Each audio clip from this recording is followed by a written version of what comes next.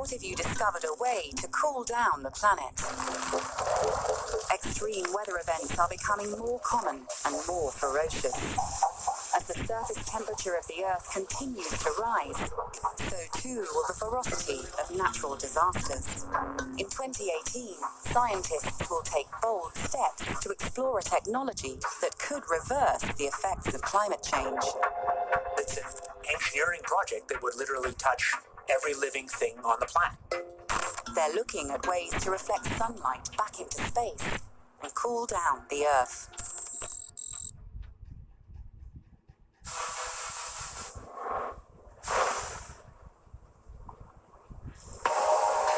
Insurers say the number of weather-related disasters has quadrupled since 1970.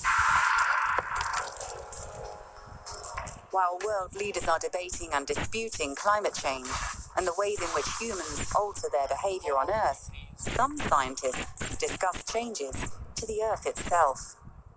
In 2018, they'll take to the stratosphere to learn what it might take, or cost, to cool the planet directly.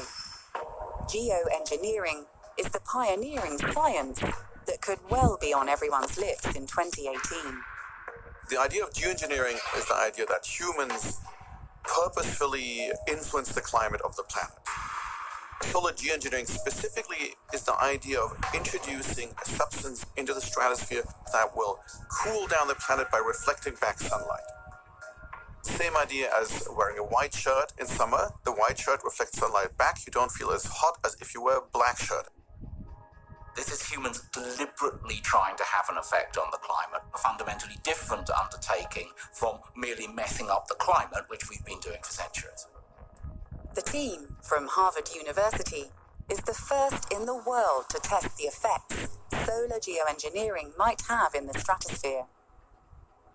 Our experiment will be a small balloon payload that weighs a few hundred kilograms. It'll fly about 20 kilometers up in the stratosphere. That's about twice as high as a commercial jet. It will release a small amount, less than a kilogram of materials, and then it'll fly back and forth and measure the way those interact with the background chemistry of the stratosphere. What makes this experiment unique is that there has never been a purposeful introduction of materials in the stratosphere to study the impact this has. The experiments in 2018 won't impact the climate, but if one day implemented, this controversial intervention could help curb extreme weather events. Geoengineering offers options for reducing the harm that real people are going to suffer in their tens of millions and hundreds of millions. If we turn down the sun a little bit, that brings the Earth's energy more into balance, and that could reduce some of the risks like extreme storms or extreme temperatures. Solar geoengineering has the potential to save lives, but it also poses unknown risks. You're introducing something into the environment that wasn't there naturally. There will be side effects. The question is, can we understand how big or small they are? If humanity ever decides to do it, there will be deep uncertainty about how well it works and what the risks are. And there are fears that merely researching geoengineering might be detrimental to the long-term fight against climate change. There are a number of highly respected scientists who say that experiments on solar geoengineering should not be done. Their concern is that you will make people think there is an option available, that is a solution to climate change. At best, solar geoengineering is a supplement to cutting emissions, not a substitute for cutting emissions. Some environmentalists say that the drive to reduce carbon dioxide emissions could be lost if there seemed to be a quick fix. And deciding who controls a technology that affects everyone on the planet won't be easy. People are going to have disagreements about where to do this, about how quickly to do this. And those sorts of disagreements might lead to international tensions.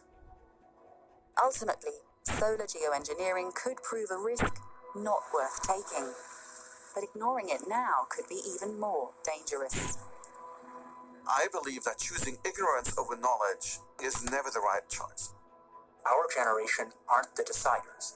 It's our kids or their kids who will make the real decisions about implementation.